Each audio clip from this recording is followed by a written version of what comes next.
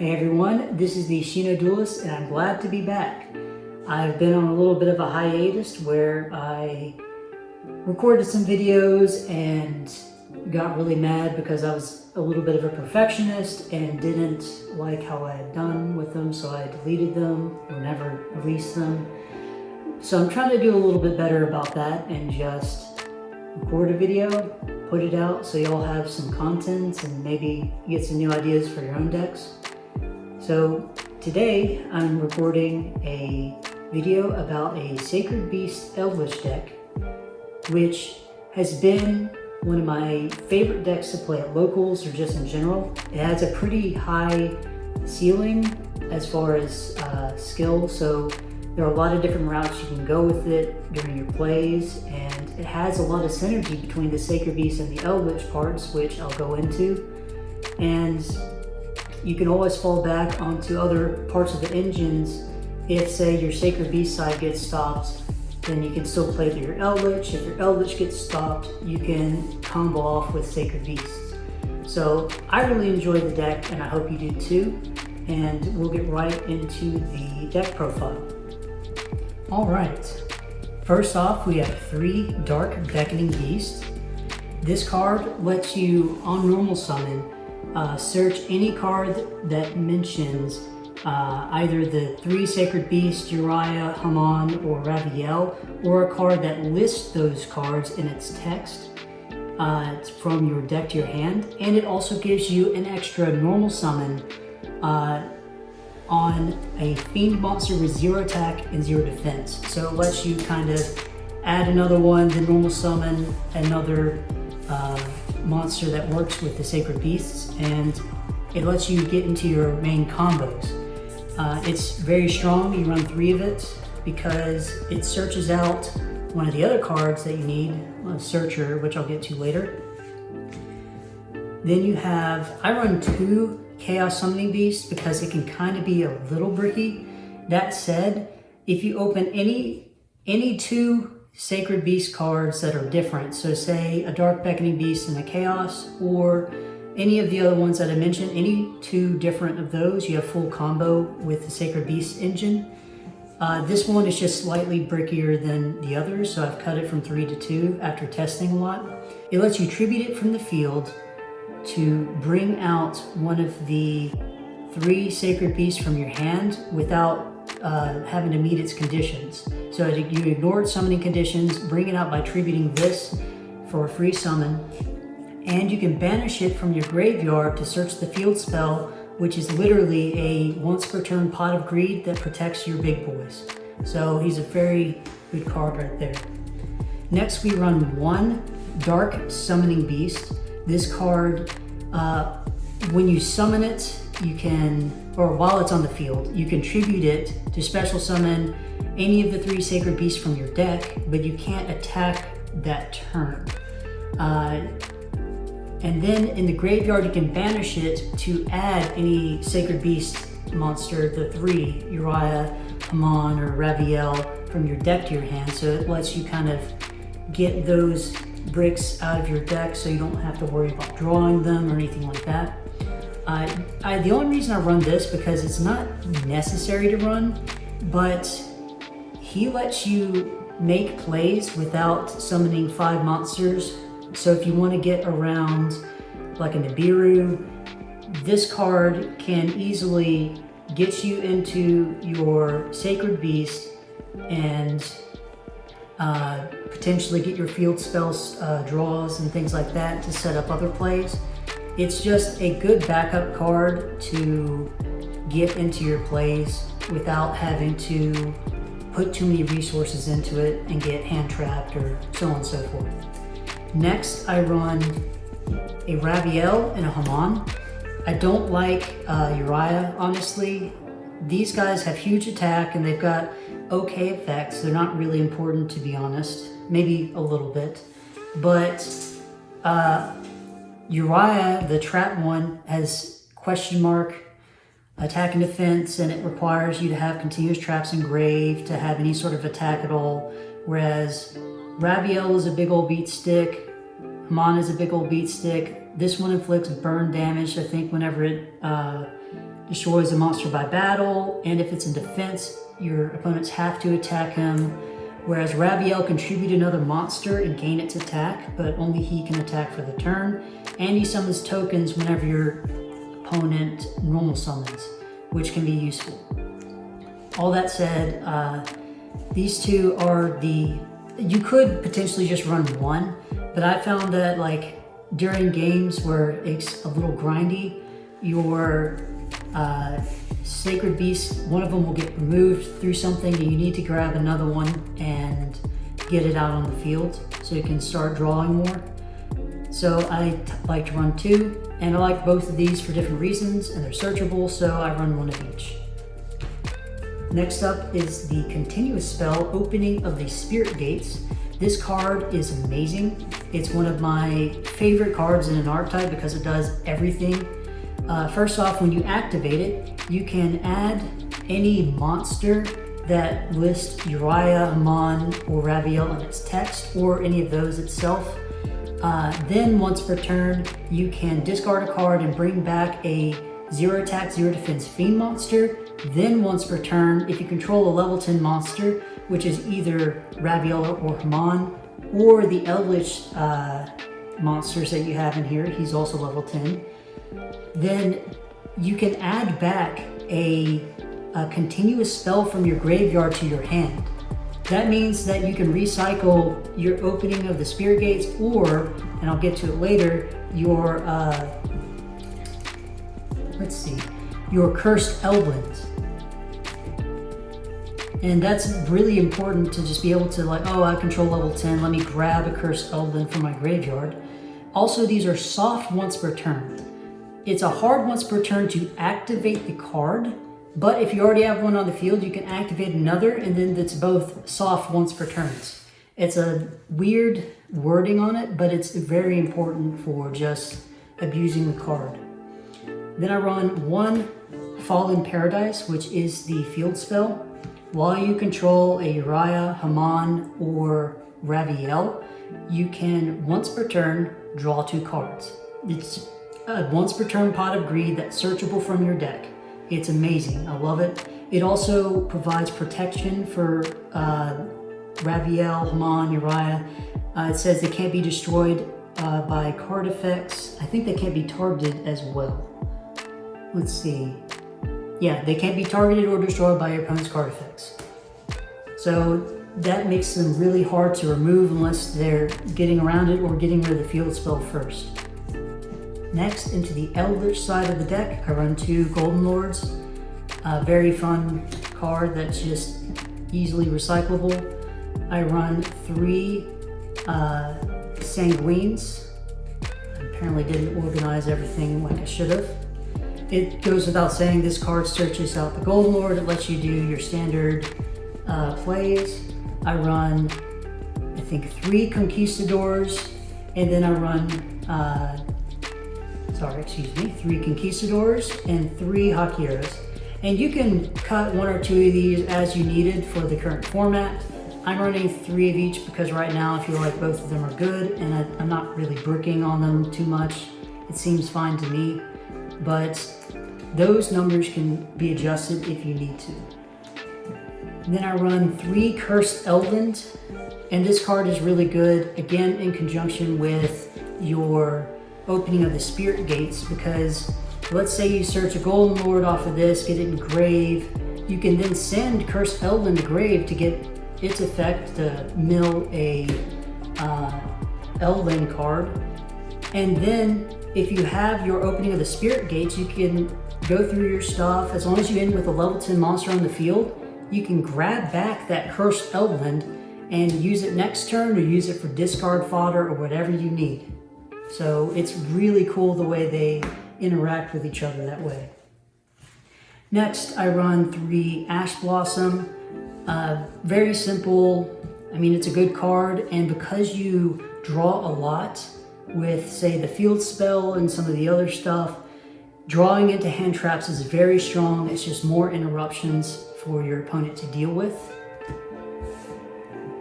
Then I run 1 Called by the Grave because hand traps can hurt on, say, the Sacred Beast engine and some other stuff, so it's good to have. And it's also an interrupt if you draw it going first and make your plays. You can set it and interrupt your opponent with it.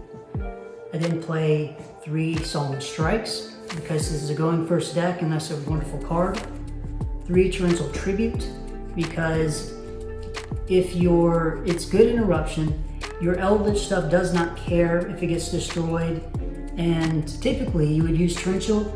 If your Sacred Beast stuff is already getting picked off and wiped out, you would just Torrential their board once they're starting to set up after they've removed yours. And it doesn't hurt your Eldlich engine, which is important. Next, I would run 3 Infinite Impermanents. I sold off 2 of them. So just know 3 Infinite Impermanents, not just the 1. It's a good card, it's a trap that you can set and draw into with your field spell. Overall, very strong. I then run a Skill Drain because you have so many big beaters, and an Imperial Order because it is really strong into your opponent, and because of the Golden Lord's effect in Graveyard, you can get rid of these whenever you want and make them kind of more one-sided. So during your opponent's turn, you Skill Drain them, you have a Golden Lord in grave, you send it to the graveyard to special summon the Golden Lord, continue your plays. They're very good with this sort of deck where you can easily remove your own floodgates. That makes them very strong. And lastly, I am running a Dragoon package. I know it's a little frustrating, a lot of people don't like seeing it in decks, but this deck frequently ends with a boss monster and then 1 or 2 small 0 attack fiend monsters that you're not using. And it's so easy to go into Verte Anaconda, put these in the graveyard, and then just also have a Dragoon backing up the rest of your board. And that by itself is reason enough to play it. And hey, if they end up hitting Dragoon in some way, fine, we just cut it, it's no big deal. But there's no reason not to play it when we're trying to build a strong deck, and it really fits in well. And I'll go into that as well when I'm talking about combos. Next, we're going into the extra deck. We'll start off with the Link 1s. We actually play 3 Link 1s. We have Link Rebo, Relinquished Anima, and Link Spider. These 2 are important for the standard plays that you make with Sacred Beast. This is so you can get off the field your Chaos Summoning Beast. That lets you bring it back with the opening of the Spirit Gates. And you could actually do the same thing, but with Relinquished Anima if you want to steal one of your opponent's monsters that it points to. So it's just good removal. And then you run a Link Spider, so that way when you end up with an Eldlich trap card like Conquistador on the field, you can link it away and then have its graveyard effect. So that's one that could potentially be cut, but it does come up pretty often that you do need to do that. Next we have the Link 2s, and we've got an IP Masquerena because it's just a good, if you're not ending on Verte for whatever reason, maybe you drew the Red Eyes Fusion or whatever, you can go into IP instead and have interruption through that.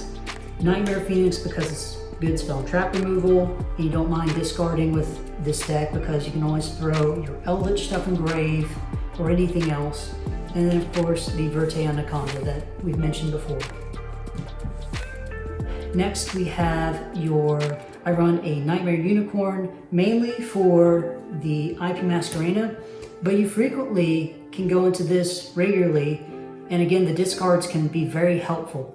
And sometimes you can set up link arrows facing, if you go Link Rebo and then go into Relinquished Anima underneath, you can then link off some more things and make this co-link so you can actually get a draw pretty easily. Finally, we're rounding up with the Link 4s. So I will say, if you want to run access code, go ahead. I sold mine because I think it's going to get a reprint soon. So maybe swap out the Boral Load or the Boral Sword or the Boral Load for an access code and maybe a Selene. Otherwise, I think this is a pretty good Link 4 lineup. I don't actually go into these that often because the deck itself, the main deck, is usually strong enough to just hit through. But sometimes you can easily set up an Appaloosa or a Boral Sword to go for gain. You can go Appaloosa sometimes turn 1 if that's more effective than some of your other plays. Boral Load is really good removal that you can get into. And Abomination comes up infrequently, but it's also still pretty strong. Again, this is pretty flexible. As I said, you don't go into it that often, but I think those are some of the best that I found that are in there. Next, we have a Constellar Pallades because it's, again, easy to go into with the Eldlich side. You've got your 2 normal level 5 traps out there. You can go into him and have some more interruption. And something kind of spicy is you run a Super Dreadnought Super Dreadnought Rail Cannon Gustav Max and the Super Dreadnought Rail Cannon Juggernaut Lead. This is an easy 2000 burn, which you can go into with 2 Golden Lords or a Golden Lord and your Sacred Beast monster. Say you go ahead and attack through, you can then overlay into this and burn for 2. Or if there's some big monster for some reason or another, you can go into leave and swing over, or just burn for 2 and then overlay this and detach, so you have a 6,000 attack and defense monster on field instead of the Gustav Max. This one you could probably cut the Juggernaut lead if you needed space, but definitely running the Gustav Max because it's so easy to field 2 level 10s. That 2000 burn comes up all the time, and I've definitely won a bunch of games and matches just because of that. Even just burning somebody so you can win in time, as unfun as that ruling is as far as the new time rules, but it does come up and it is important to know about. And last extra deck monster is, of course, the Red Eyes Dark Dragoon, and it's there, we know about it. Don't need to say much more than that. I'm going to shuffle up and show you some basic combos that you can do with this deck. Alright, first thing I'm going to show you is the main combo that you can have with opening any 2 of the Sacred Beast engine. And as long as they're 2 different cards, it'll work out pretty much the same way. First, you would normal summon your Dark Beckoning Beast. This lets you search your opening of the Spirit Gates. And by the way, opening of the Spirit Gates can search Dark Beckoning Beast. Dark Beckoning Beast can search opening of the Spirit Gates, so it all works out the same sort of way. Then you could activate opening of the Spirit Gates, search out, and this is because you already control the Chaos Summoning Beast. You search out a Sacred Beast, Haman or Raviel in my case. So let's say Haman. So these 2 on your hand. Then you get an extra normal summon for Dark Beckoning Beast. You then link off your Chaos Summoning Beast for a Link Rebo.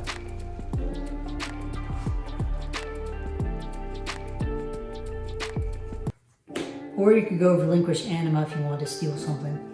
But now that Chaos Summoning Beast is in graveyard, you would discard any card, usually an Eldlich piece or something else you don't really need, to bring back the Chaos Summoning Beast. And from here, you can tribute him to bring out your Haman. Banish your Chaos Summoning Beast using its effect to search the field spell. Fallen Paradise. And I typically would do what I'm about to show you before I use the draw, just so I don't draw bricks. But I would go into maybe some other plays if I had them, but you would link a Link Rebo and a Dark Beckoning Beast off to go into your Predaplant, Verte, and Aconda, which you would then go ahead and use its effect to send your Dark Magician, the Red Eyes and the Red Eyes Fusion to the graveyard to bring out your Red Eyes Dark Dragoon. And that's the thing with this little combo that you have here. You pretty much always end up on a Link Rebo and like a Dark Beckoning Beast plus your big guy. So it's really easy to go into Predaplant, Vertan, and combat. Also, if your play gets stopped during one of the searches and you can still get out another monster, that's where you would also go into Vertan Anaconda to go into your Red Eyes. It's typically a backup play, or sometimes you can extend into the Red Eyes Dark Dragoon. Then after you get him out, you're no longer going to draw those bricks. You can play your field spell, say activate its effect, and then just draw 2 more cards, which could be, pretty much anything. Torrentials, extra Eldlich pieces to set, things like that. You can draw Ash Blossoms. Drawing 2 cards is always pretty good, especially when it's searchable from your deck and once per turn.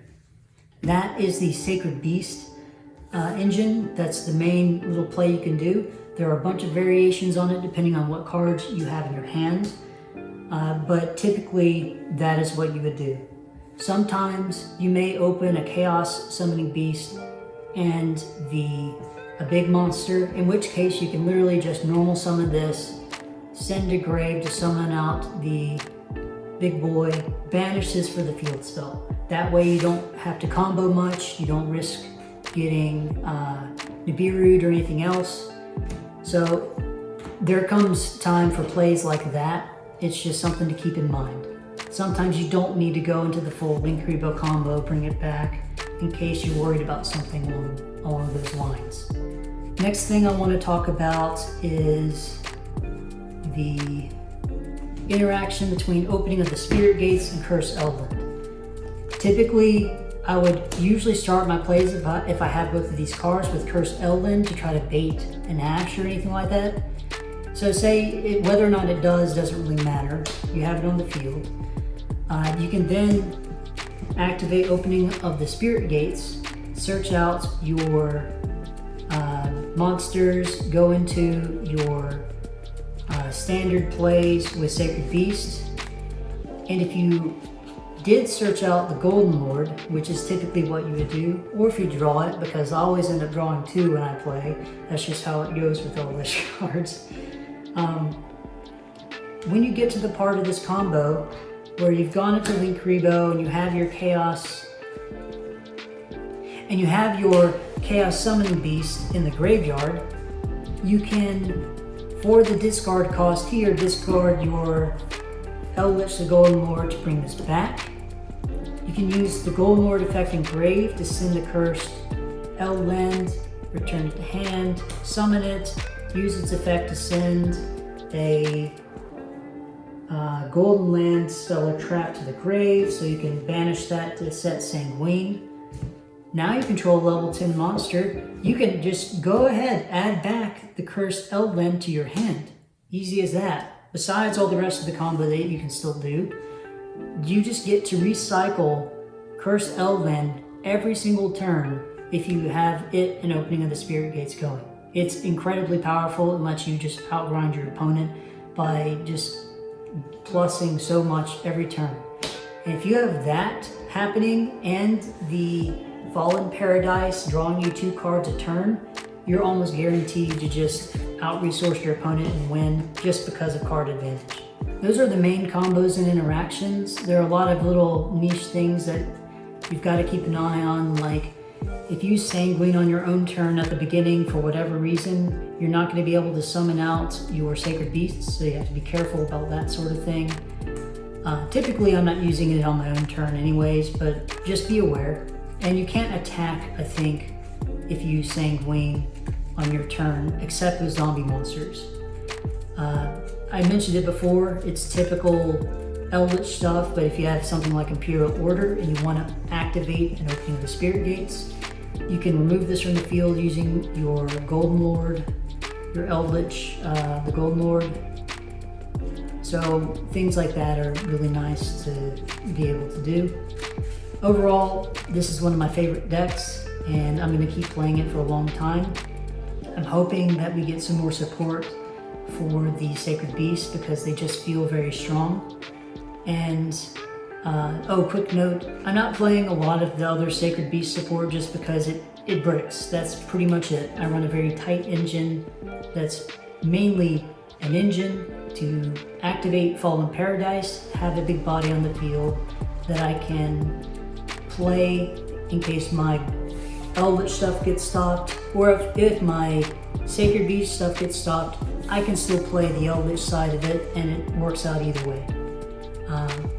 Thank you for getting through this video, and if you like it, please subscribe and leave a like, and I'll try to be back maybe next week with another video. I hope you guys have a good day, and I will see you later.